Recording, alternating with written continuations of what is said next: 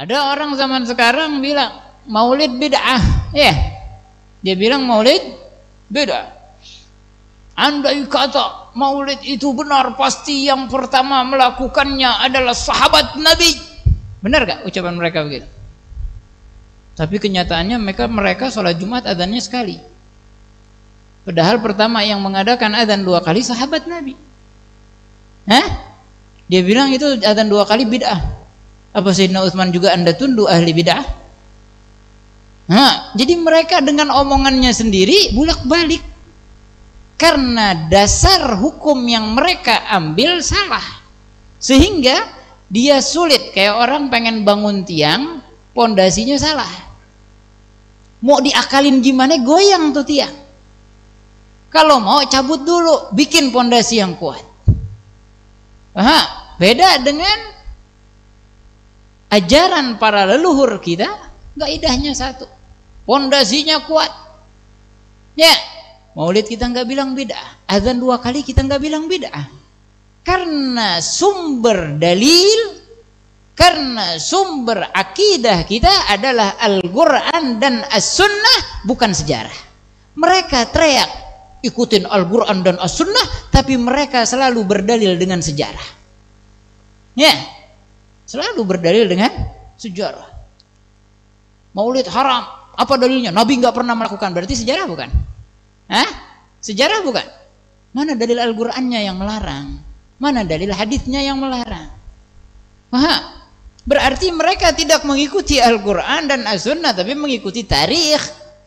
Dan tarikh itu adalah pendapat yang boleh, ya, pendapat yang tidak sekuat dalilun qat'iyyun, bahkan dalil Al-Quran dan As-Sunnah. Sejarah itu pengetahuan untuk menyemangatkan semangat kita, bukan sebagai hujjah dalam syariat. Ya, makanya Sayyidina Utsman ngadain azan 2 kali, ada sahabat yang protes. Enggak, karena hujjahnya kuat. Al-hukum taduru 'ala al-illah, hukum itu berputar karena sebab, karena kebutuhan umat saat itu, karena keterlambatan mereka, maka diakali oleh Sayyidina Utsman dengan azan yang pertama, sehingga enggak ada muslimin yang telat untuk melaksanakan salatil Jumat. Ya, memikirkan maslahatil ummah. Sayyidina Utsman juga mengumpulkan Al-Quran di dalam kitab. Ini maslahat untuk umat. Kalau Sayyidina Utsman tidak melakukan itu, kita baca Quran gimana? Ya. Walaupun Allah yang menjaga Al-Quran, tapi Allah menjadikan sebab. Siapa yang disebabkan oleh Allah untuk menjadi penjaga Al-Quran? Di antaranya seluruh sahabat Nabi Sallallahu Alaihi Wasallam, dan yang terkemuka Sayyidina Utsman ibn Affan. Karena di kekhilafahan beliaulah, bahkan dengan tulisan beliau, Al-Quran sampai ke tangan kita. Alaihi ridwanullah. Ya, mereka melakukan itu karena hujjah maslahatil ummah. Begitu juga para ulama. Ya, mereka juga ngelihat sejarah para a'immah mencetuskan sebuah hukum, dasarnya ada maslahatil ummah. Dan ini dianjurkan oleh Al-Quran. Ya, di antara maslahat penting bagi umat ini adalah mengenal sejarah Nabi Muhammad.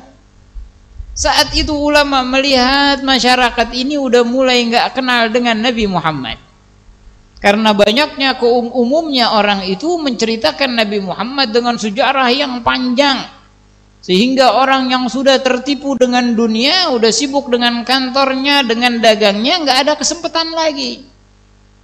Ya, malas, udah capek nih, mau ngaji lagi udah nggak ada.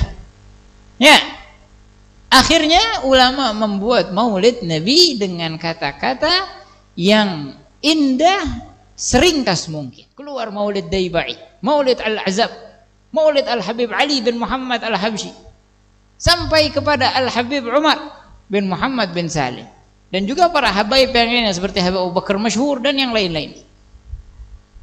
Habib Umar ngelihat nyampe ke Indonesia, ya Rabbi salli ala Muhammad, ya Rabbi salli alaihi wa sallim, bismillahirrahmanirrahim, alhamdulillahil qawi sultanuh. Raufur Rahim. Allahumma shalli wa sallim barik alaihi fa hina gerubau loncat.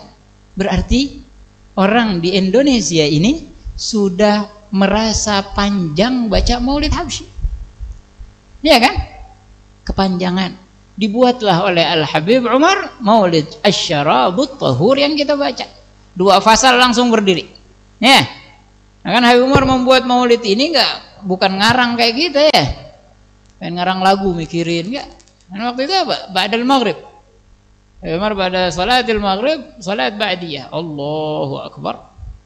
Biasa jamaah itu salat ba'diyah, kemudian ingin beranjak ke halaqah masing-masing.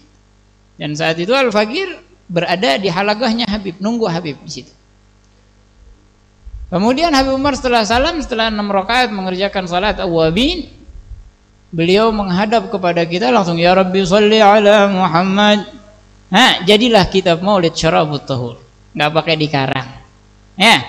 Dan Abdullah Ali Khamis waktu itu yang suka nyatet ucapan Habib langsung merekam dan dibuatlah Maulid Asy-Syarabut Tahur. Nah, ini namanya wahbiyah, hadiah dari Allah, ilham. Jadi Maulid itu bukan apa? Bukan karangan. Ya, itu zauq rasa. Enggak gampang kan? Ya, enggak gampang. Mereka yang protes-protes bikin Maulid bid'ah bisa enggak lo bikin? Sama, hasil hakata dunia. Nah, ini fitnah di antara fitnah. Maka salah ala Nabi sallallahu alaihi wasallam akan menyelamatkan kita dari segala fitnah tersebut.